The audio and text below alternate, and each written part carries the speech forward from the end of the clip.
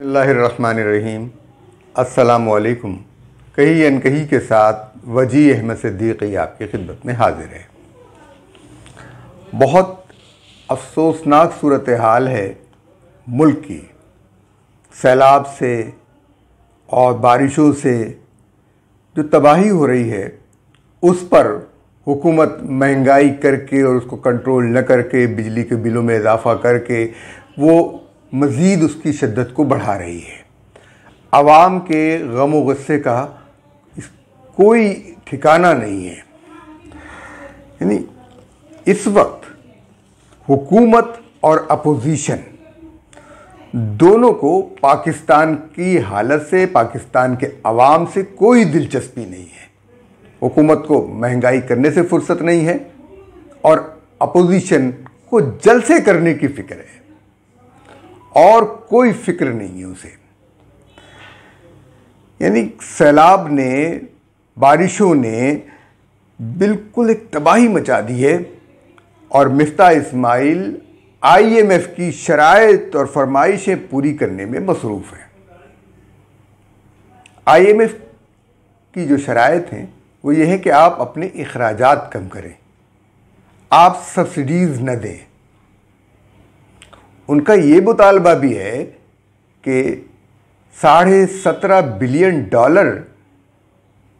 $17.4 billion की जो मराआत अपने अफसरान को आप देते हैं उनको ख़त्म कीजिए। इतनी मराआत न दीजिए।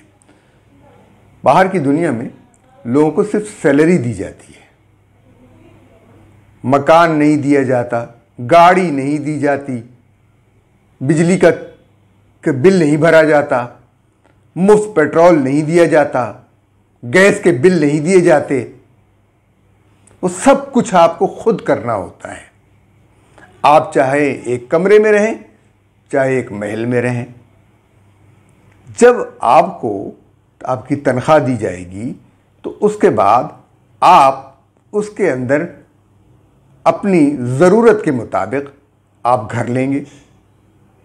लेकिन पाकिस्तान में अफसर बनने का मतलब यह है कि आप मुग़ल बादशाह बन गए हैं और बहुत सारे महकमों को तो 50% से ज़्यादा 25% तक PIA के सफ़र में रियायत, हवाई जहाज़ के, रेल के सफ़र में रियायत। ये रियायतें गरीबों को नहीं मिलती, उनको मिलती हैं जिनके पेट भी भरे हुए हैं, जिनकी जेब भी भरी हुई है। और ये जो हैं, अब की बार हमारी तो फरमाइश ये है कि ये वुज़रा और अफसरान, ये KPK के वुज़रा, ये पंजाब के वुज़रा, ये सिंध के वुज़रा, ये बलूचिस्तान के वुज़रा, ये वफाकी हुकूमत के वुज़रा बिजली के बिल अपनी जेब से अदा करें और इन्हीं हुकूमतों के अफसरान भी बिजली के बिल, गैस के बिल, मकान का किराया अब और पेट्रोल जो है अपनी गाड़ी में अपनी तनख्वाह से भरवाएं। ये सारी रियायतें इनसे कम से कम 2-3 महीने के लिए तो वापस ले लें। ऐसा भी नहीं हो रहा।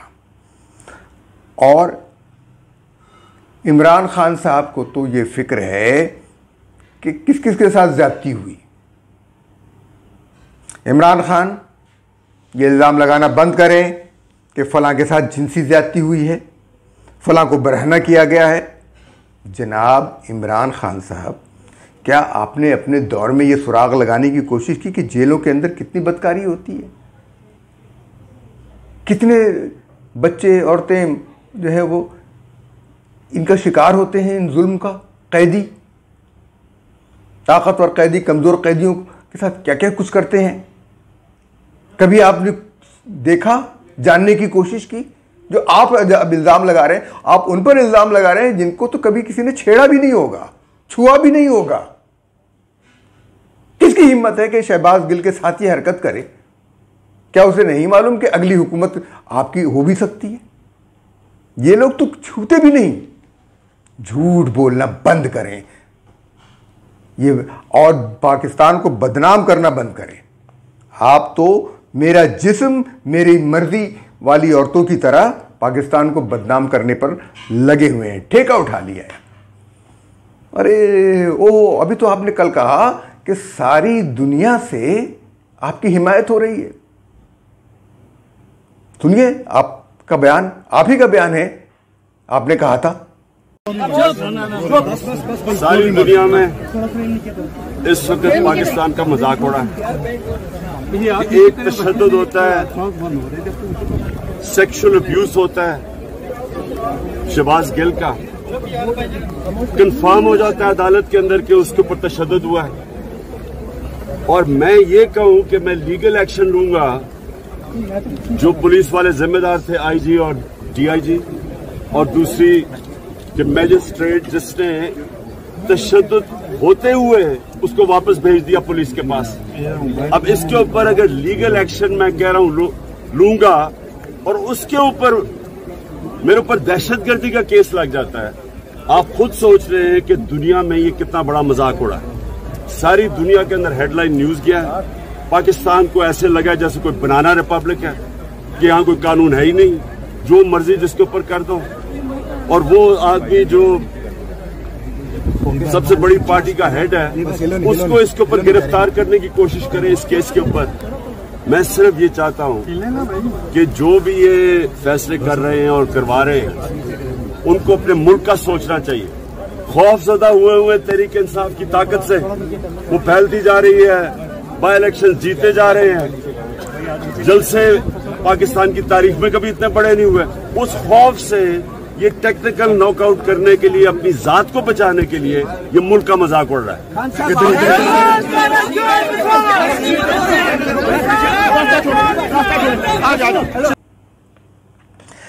इसराइल और यूरोप और अमेरिका आपके लिए आवाज उठा रहे हैं। वो जो अमेरिकी साजिश थी उसका भेद खुल रहा है। अमेरिका ने हटाया आपको और अब आपके लिए आवाज उठा रहा है। अक़वाम मुत्तहिदा आपके लिए आवाज उठा रहा है। अक़वाम मुत्तहिदा किसके इशारे पर आवाज उठाएगा? किसके इशारे पर? कि तहरीर करदा सवाल पड़ रहा है, फिर आप जो है वो माइक को कुछ हिला रही हैं, कर रही हैं। भाई किस तरह से ड्रामेबाजी करता है और फिर आपके हक में आता है मामला। Thank you all. See you tomorrow. I see you've got Edward, you've got your hand on the microphone, and I'm just. Yeah, sure, of course. Go ahead. Any comment on the situation in Pakistan? Increasingly tense situation there. Charges announced against Imran Khan. Anything you can tell us? Yes. What I can tell you is that the Secretary General is aware of the charges brought against the former Prime Minister Imran Khan, and he emphasizes the need for a competent, independent, and impartial legal process. The Secretary General urges calm, lowering of tensions, and respect for the rule of law, human rights, and fundamental freedoms. Okay, any other questions? Going once, twice. Sold. Happy Monday. क्यों? कौन सा मामला है? पाकिस्तान में तबाही तो सैलाब ने मचाई है। अक़वाम मुत्तहिदा को सैलाब की इमदाद करने की फिक्र नहीं है।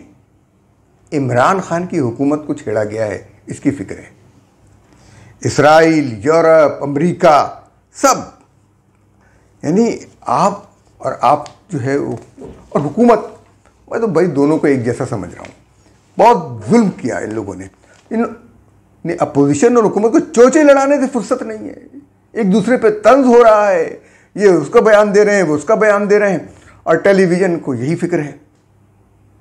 वहाँ अवाम डूब रहे हैं। सिंध के कच्चे घर सारे बह गए, कोई नहीं बचा। बलूचिस्तान तबाह हो गया, सड़कें तबाह हो गई, पुल तबाह हो गए, डैम तबाह हो गए। किसने बनाए थे ये डैम? जो कच्ची मिट्टी से बनाए थे ये डैम, वो तो नहीं तबाह होने चाहिए। पानी कहां से आया दरियाओं में इतना? किसी ने इसकी फिक्र की? सिंध के कच्चे घर तबाह हो गए, वो डूबा हुआ है। बलूचिस्तान तबाह हो चुका है, जुनूबी पंजाब भी बिल्कुल बर्बाद है। लेकिन न हुकूमत, न मुस्लिम लीग, न पीपल्स पार्टी, न नून लीग, न पीटीआई, इमरान खान का तो महवर यह है कि शहबाज गिल के साथ बदफेली की गई। मैं कह रहा हूं कि मुझे बताइए कि वो कौन शख्स है जिसकी बदफेली की गई। डीएनए टेस्ट करा लीजिए, मुआयना करवा लीजिए।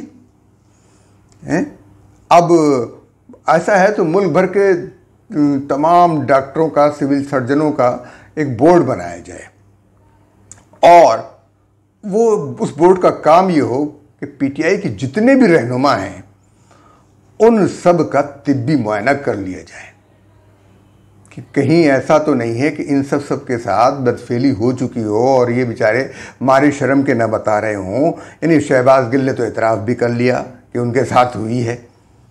क्या जुर्रत है, क्या बेबाकी है।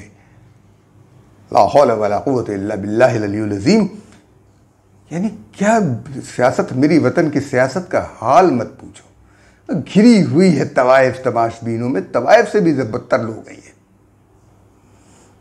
यानी शहबाज गिल, मुराद सईद, असद उमर, फैयाज चौहान, फवाद चौधरी और किस किस का नाम लूं,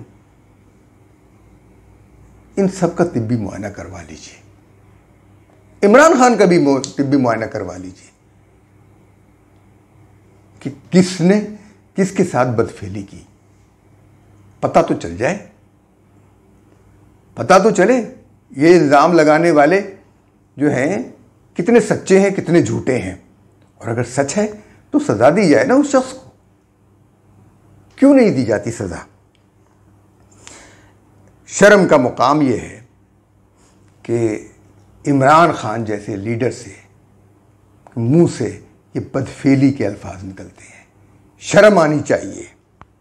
और दूसरी जानिब हुकूमत बिजली और पेट्रोल के बम गिरा रही है लोगों पर। यानी आईएमएफ की शराइत पूरी कर रहे हैं। भाई सागदार का मशवरा मान लेते आईएमएफ के साथ दोबारा शराइत करो। अब तक दिया पैसा उसने, आईएमएफ ने, देंगे देंगे देंगे, ये फला है। कौन सा पैसा दिया है आईएमएफ ने? शर्म करने वाली बात है।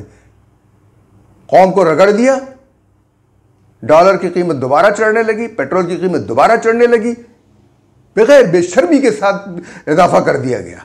उस पर टैक्स, अब सेल्स टैक्स लगाया जा रहा है। आईएमएफ को वार्न कर दो, अपनी हद में रहे। उसने कोई कर्ज नहीं दिया, वो शराइत लगाने का जिम्मेदार अब नहीं है। वो हमारी मईशत को अगर खोखला करना चाहता है तो भाई ईरान को देख ले। ठीक है, हमें हमारा जो लोग बाहर गए हैं, मुल्क से बाहर गए हैं, जिनको शौक है पाकिस्तान में वोट डालने का, वो ज़रा पैसा तो वापस लाएं। यहाँ पर वोट का हक लेना, वोट डालना यहाँ आकर डालें। इलेक्शन के ज़माने में वो अमेरिका से पाकिस्तान आ सकते हैं, यूरोप से पाकिस्तान आ सकते हैं। खर्च करें पैसा, डॉलर लेकर आए यहाँ पर। वहां से क्यों वोट डालना चाहते हैं? यहां आकर डालें। ऐसा ही शौक है, इसलिए नहीं डालते कि यहां आकर फहरिस्त में उनका नाम अक़लियतों में लिखा होता है बाज़ों का, और वो वोट डालकर उनके वोट इतने नहीं हैं कि वो कोई तब्दीली ला सकें, लेकिन वो पैसे उनके पास इतने हैं कि यहां फसाद जरूर बर्पा कर सकते हैं। सोचना यह है कि ये डैम टूटे कैसे, किसने तोड़े हैं? पानी से टूट गए? नहीं, कोई साजिश जरूर हुई है। बलूचिस्तान ऐसे ही तबाह कैसे हो गया? कोई साजिश जरूर हुई है। ये सैलाब आया कैसे? कोई साजिश जरूर हुई है। इस साजिश के पीछे कौन है, पता तो चलना चाहिए।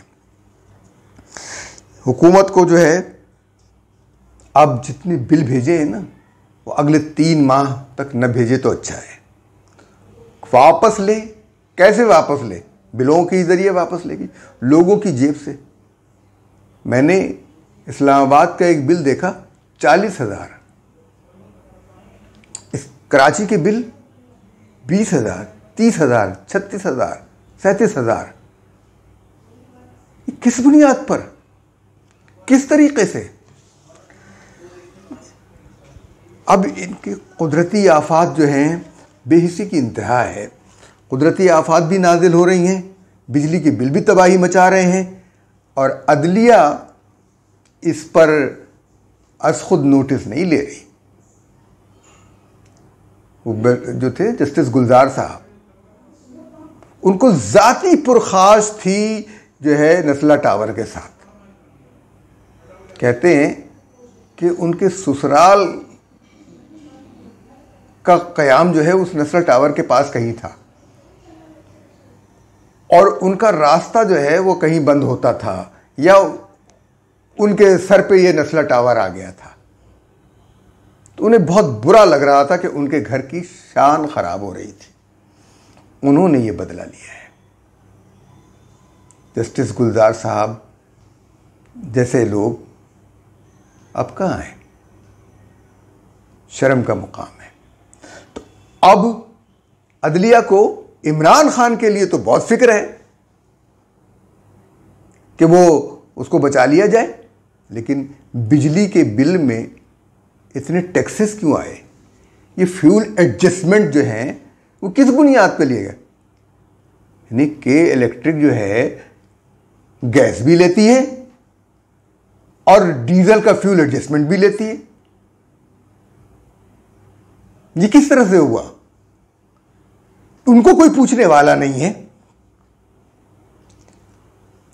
असल में वो जज साहिबान खुद नोटिस इसलिए नहीं लेते कि उनके घर का बिल, बिजली का बिल, गैस का बिल, टेलीफोन का बिल, घर का किराया, गाड़ी के लिए 600 से लेकर 800 लीटर पेट्रोल, या इससे ज़्यादा सब सरकार के ख़जाने से जाता है।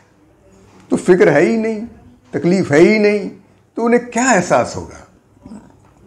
ये तौहीन अदालत नहीं कर रहा हूँ, ये सिर्फ एक शिकवा कर रहा हूँ, आवाम के दिल की आवाज़ बना हुआ हूँ।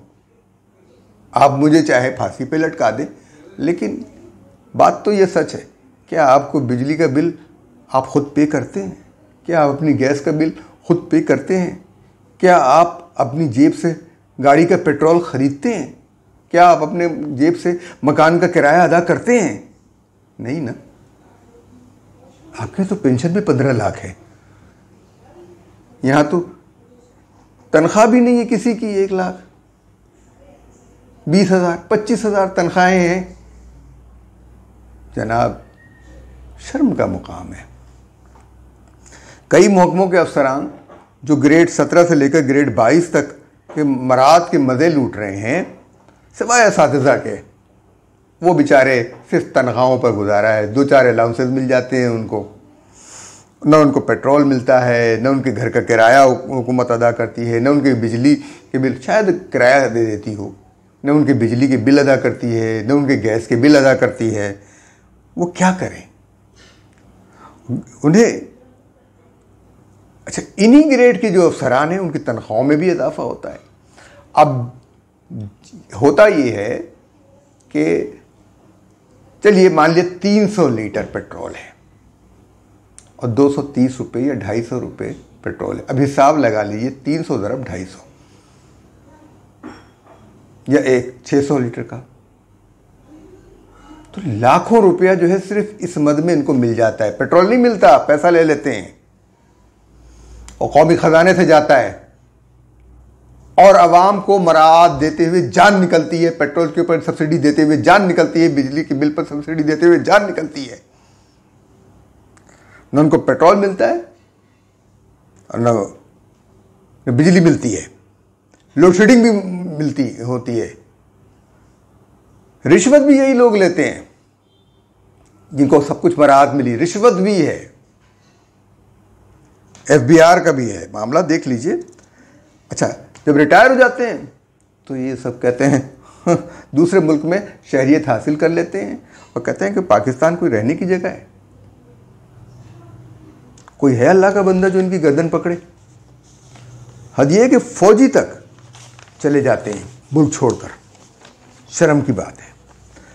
ये जो है ना, मुल्क में कोई आफत आए, कुछ है, वज़ीर आज़म साहब बस एक फ़ंड कायम कर देते हैं। उस फंड में कितना घपला होता है, कहाँ से किधर रकम जाती है, किसके लोगों की तनख्वाहें काटी जाती हैं, फंड बना रहता है और उसका फंड ख़त्म नहीं होता, फिर मुस्तकिल वो फंड चलता रहता है। बंद करें ये ड्रामेबाजियाँ, नहीं कर सकते, नहीं करते। आपके पास कोई निज़ाम नहीं, सिस्टम नहीं। हुकूमत की हुक्मरानी ख़त्म हो चुकी है, हुकूमत की रेट ख़त्म हो चुकी है, क्योंकि करप्शन जो है उसने हुकूमत की रेट ख़त्म कर दी है। पीटीआई की केपीके और पंजाब में हुकूमत है, उसने क्या किया? और पीडीएम की सिंध और वफाकी हुकूमत, और बलूचिस्तान में किसकी हुकूमत है पता नहीं, लेकिन सबसे ज़्यादा तबाह हो गया। इमरान खान को न सिंध की फिक्र है, न कराची की, न पंजाब की, न केपीके की, किसी की फिक्र नहीं है। फिक्र है तो सिर्फ अपने इक़्तिदार की वापसी की, और सिंध में आना है तो जलसा करने आना है, सिर्फ जलसे की फिक्र है, जलसे की। कब कराची आए, उसकी बल्दिया पर कब्जा करें। NA 245 में इलेक्शन हुए, पीटीआई के उम्मीदवार को ज़्यादा वोट मिल गए। क्या NA 245 के 3 लाख वोटरों ने वोट डाला? 50,000 ने बमुश्किल वोट डाला, उसी में फैसला हुआ है। ये तो इलेक्शन ही कलअदम करार दे देना चाहिए था कि अक्सरियत ने वोट नहीं डाला, अक्सरियत ने वोट नहीं डाला। ये इलेक्शन उस वक्त वैलिड होगा जब 60% ऑफ वोटर्स वोट डालें। 60% होना तो चाहिए 70%, लेकिन ये होता ही नहीं है। इतने कम वोटरों में वो जी हम भी 22 करोड़ के नुमाइंदे, खाक 22 करोड़ के नुमाइंदे हैं। टोटल वोट 1 करोड़ मिले थे, 22 करोड़ के नुमाइंदे हैं 10 करोड़ में से। 10 करोड़ वोटर हैं, 11 करोड़ हो गए बल्कि वोटर।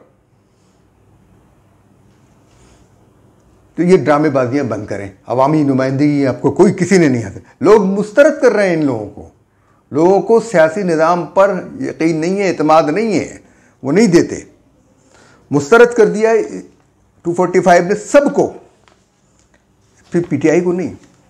चलिए बिजली का मामला देख लेते हैं। बिजली के बिल में हज़ारों टैक्सेस हैं, मुख्तलिफ किस्म के टैक्सेस लगे हुए हैं, और फ्यूल एडजस्टमेंट चार्जेस क्यों, किस बात पर, किस लिए, किसने कहा है कि लोग FBR को बंद कर दें? यानी आप बिलों के जरिए टैक्स वसूल कर रहे हैं, शर्म का मुकाम है। FBR बंद कर दें, क्योंकि बिलों के जरिए टैक्स आ रहा है। FBR के अफसरान भारी भारी तनख्वाहें ले रहे हैं, मराहत ले रहे हैं और रिश्वतें ले रहे हैं, ताजिरों को धमकाते हैं, डराते हैं, लोगों को धमकाते हैं, डराते हैं। इनका इसके अलावा और कोई काम नहीं है। और बिजली और गैस के बिलों के जरिए और टेलीफोन के बिल के जरिए टैक्स वसूल करते हैं, टेलीफोन कार्ड्स के जरिए वसूल करते हैं, मोबाइल फ़ोन के चार्जेस पे लेते हैं, और लाखों करोड़ रुपए तनख्वाह वसूल करते हैं, और लोगों को दहशत ज़दा करते हैं, रिश्वत वसूल करते हैं। बिजली का रेट जो है, सेल्स टैक्स भी अब वसूल किया जाएगा। मिफ्ता इस्माइल के कारनामा, शर्म का मुकाम है मिफ्ता इस्माइल साहब, शर्म का मुकाम है। आप किससे सेल्स टैक्स वसूल कर रहे हैं? आवाम बिजली बेच रहे हैं, जो बिजली बेच रहे हैं, जो बिजली कंपनियां, उनसे वसूल करें। वो जो बिजली, कराची की बिजली कंपनी का मालिक जो है, जो बरतानिया में जेल में बंद है, उसकी कंपनी को ब्लैक लिस्ट करने के बजाय आप उसको अभी तक बरकरार रखे हुए। और जो कंपनी टैक्स से वसूल जो है ना, जो टैक्स कंपनी से वसूल करना चाहिए था, वो आपने जो है वो आवाम से वसूल कर रहे हैं। जरा देखिए इनका रेट क्या है।